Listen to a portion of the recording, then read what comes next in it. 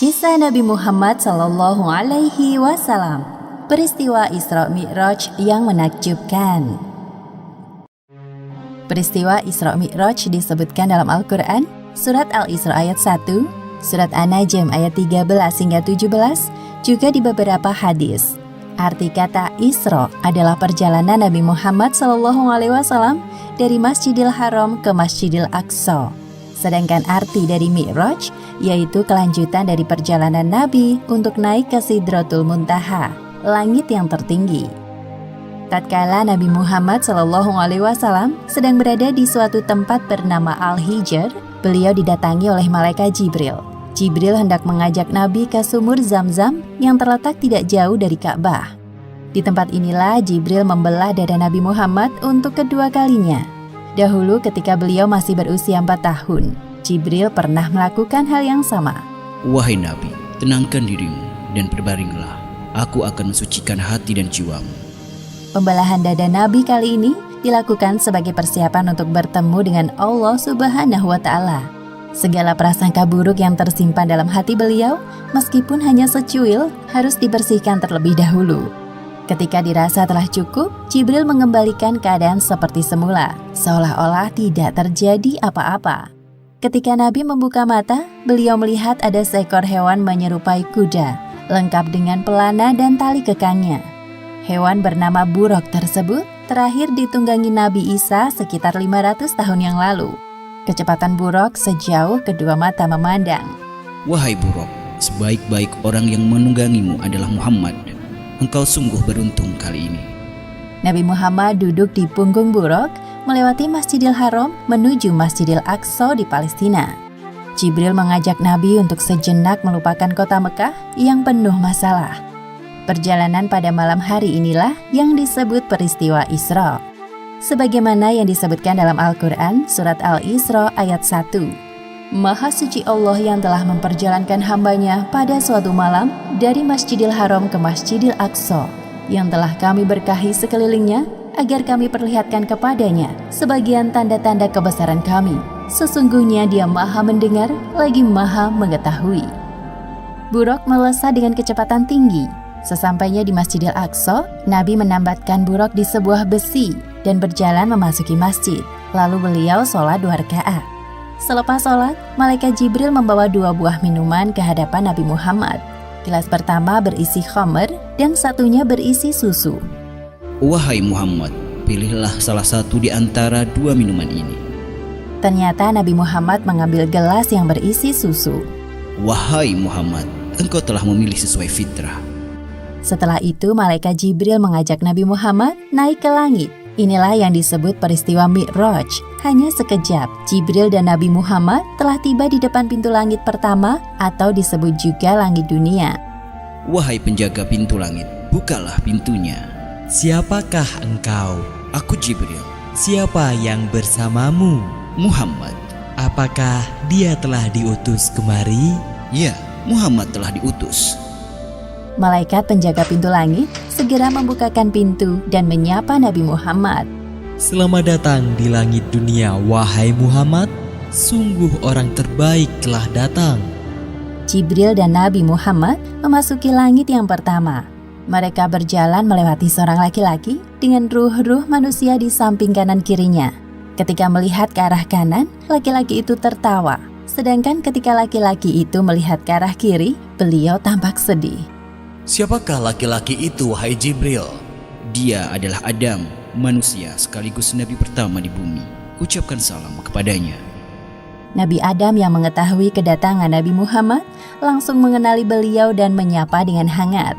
Assalamualaikum warahmatullahi wabarakatuh. Waalaikumsalam warahmatullahi wabarakatuh. Selamat datang, wahai putraku yang soleh. Malaikat Jibril menjelaskan penampakan para ruh di sekitar Nabi Adam kepada Nabi Muhammad. Para ruh sebelah kanan beliau adalah ruh para syuhada, sedangkan ruh yang berada di sebelah kiri beliau adalah ruh orang-orang yang sengsara. Selain itu, Nabi Muhammad juga diperlihatkan azab bagi orang yang gemar memakan harta anak yatim. Selanjutnya, Jibril mengajak Nabi Muhammad untuk naik ke langit kedua.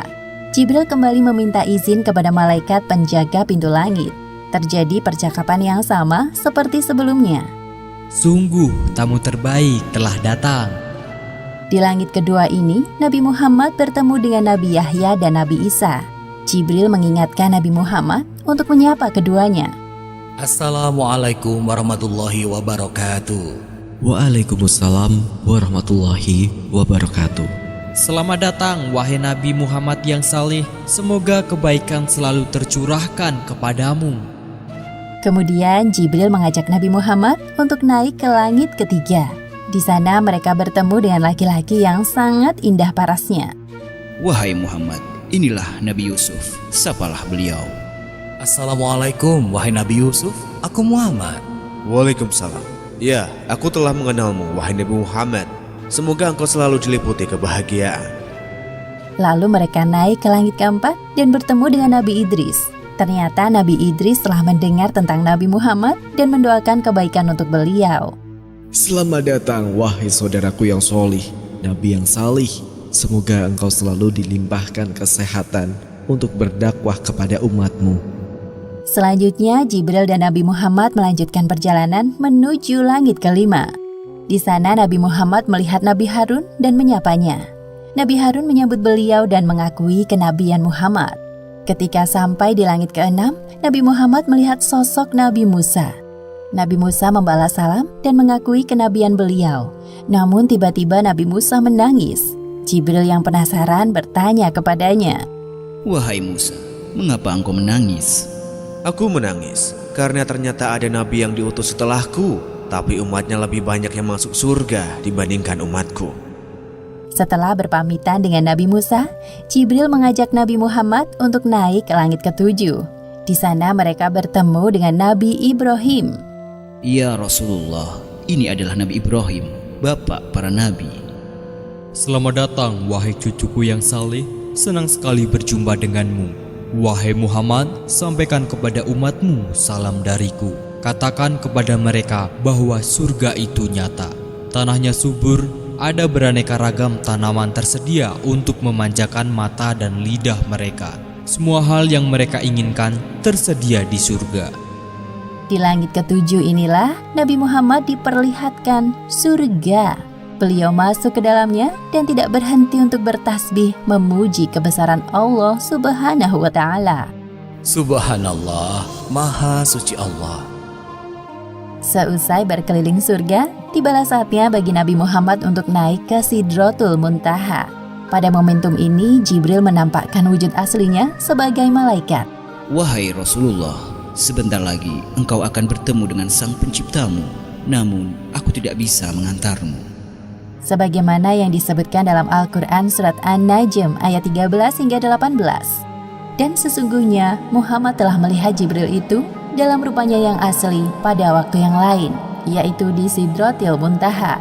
Di dekatnya ada surga tempat tinggal. Muhammad melihat Jibril ketika Sidratil Muntaha diliputi oleh sesuatu yang meliputinya. Penglihatannya, Muhammad tidak berpaling dari yang dilihatnya itu dan tidak pula melampauinya. Sesungguhnya dia telah melihat sebagian tanda-tanda kekuasaan Tuhannya yang paling besar. Tiba-tiba Nabi Muhammad dinaikkan lagi menuju Allah Subhanahu wa Ta'ala. Tubuhnya mendekat kepadanya dalam jarak yang tidak jauh. Namun Nabi Muhammad tidak dapat melihat Allah Subhanahu wa Ta'ala secara langsung. Beliau melihat Allah Subhanahu wa Ta'ala dengan hatinya. Pada saat itulah Allah Subhanahu wa Ta'ala mewajibkan hambanya untuk sholat 50 kali sehari semalam. Setelah Nabi Muhammad menerima tugas dari Allah Subhanahu wa Ta'ala, beliau turun. Di langit ke-6 Nabi Muhammad berjumpa dengan Nabi Musa. Mereka saling berbincang. Wahai Nabi Muhammad, apa yang Allah perintahkan kepadamu? Sesungguhnya Allah Subhanahu wa Ta'ala mewajibkan kepada umatku untuk sholat 50 kali sholat sehari semalam. Kembalilah wahai Muhammad, mintalah keringanan kepada Allah. Aku yakin umatmu akan keberatan dengan hal ini. Nabi Muhammad mulai berpikir dan meminta pendapat Jibril. Sedangkan Jibril menyetujui apapun keputusan Nabi. Akhirnya Nabi Muhammad kembali naik untuk menghadap Allah. Nabi Muhammad meminta keringanan untuk umatnya. Maka Allah Subhanahu wa Ta'ala meringankannya menjadi 10 waktu sholat. Kemudian Nabi Muhammad kembali ke langit ke-6 dan bertemu dengan Nabi Musa. Mendengar jawaban dari Nabi Muhammad, Nabi Musa menyuruh beliau untuk meminta keringanan lagi. Kembalilah kepada Robmu. Aku sangat yakin umatmu tidak akan sanggup melakukannya. Nabi Muhammad kembali menghadap Allah Subhanahu wa Ta'ala. Lalu Allah Subhanahu wa Ta'ala meringankan menjadi 5 kali waktu sholat. Nabi turun lagi ke langit ke-6. Di sana Nabi Musa telah menunggu Nabi Muhammad. Nabi Musa kembali menyarankan beliau untuk kembali meminta keringanan kepada Allah Subhanahu wa Ta'ala. Wahai Nabi Musa, aku telah malu kepada Robku. Aku rela dengan keputusan ini. Kemudian Nabi Muhammad berpamitan dengan Nabi Musa dan meneruskan perjalanan. Ketika itu terdengar suara dari langit. Wahai Muhammad, engkau telah menyetujui farduku dan aku telah memberikan keringanan untuk para hambaku. Perintah sholat 5 waktu nilai pahalanya sama seperti 50 waktu dalam sehari semalam.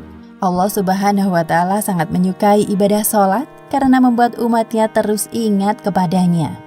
Serangkaian perjalanan Isra Mi'raj Nabi Muhammad akhirnya usai. Setibanya di Masjidil Aqsa, Malaikat Jibril menghadirkan para ruh nabi-nabi terdahulu untuk menjadi makmum sholat Nabi Muhammad. Setelah itu, Nabi Muhammad naik ke punggung buruk untuk kembali ke Mekah dan tiba di sana sebelum pagi hari. Demikianlah akhir kisah peristiwa Isra Mi'raj yang menakjubkan. Hikmah yang dapat kita ambil dari kisah ini diantaranya: pertama, peristiwa Isra Mi'raj merupakan sebuah penghormatan dan penghibur bagi Nabi Muhammad setelah ditimpa ujian yang bertubi-tubi, seperti ditinggalnya Abu Thalib, Khadijah, penyerangan penduduk Taif. Namun beliau berhasil melewati semua itu dengan sabar dan tawakal.